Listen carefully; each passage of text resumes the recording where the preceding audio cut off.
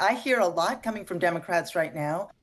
I mean, certainly the thing that we have all been watching over the past week, and of course, nonstop all weekend, is what the Republicans have been doing with their budget bill that is going to give massive tax cuts at the top and, strip income and benefits from folks, in the bottom half of the income distribution. I know that, for example, Chuck Schumer made them actually read that bill out loud and hopefully have to think about each and every action that they're doing. But, this Right. is a huge, huge, huge Okay. moment for the country, I, huge moment for the U.S. economy. but Heather, what's so important to me here is, does the Democratic Party witness Schumer's comments this weekend? Does it move to the left and liberal progressive, or does it try to move to a Democratic Party center of old? So here's the thing.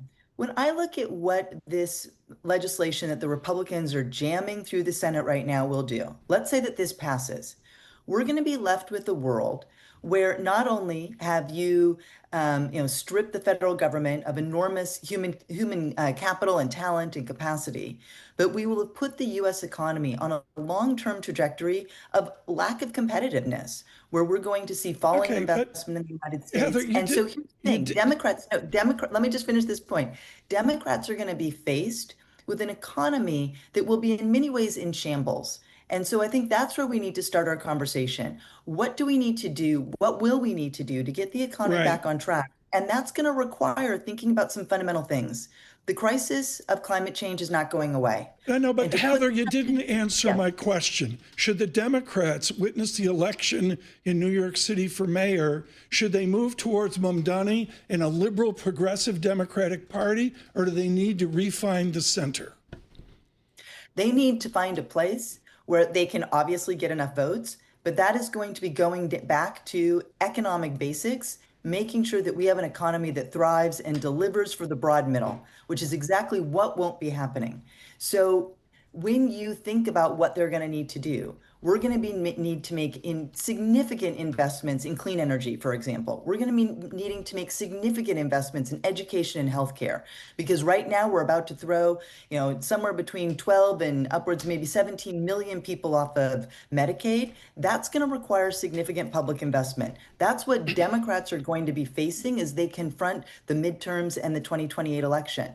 So whether or not that is super Right. progressive or centrist, that's where the party's going to need to be, because this Republican budget bill puts the economy and the humans in this country on a downward spiral. Right. And so how we're going to reconfigure and come back from that, that has to be job number one. Heather, what did you and or let me put another? How did the Democratic Party nationally in Washington D.C. view the Democratic primary here in New York City with Mr. Mamdani having that surprising win over Governor Cuomo?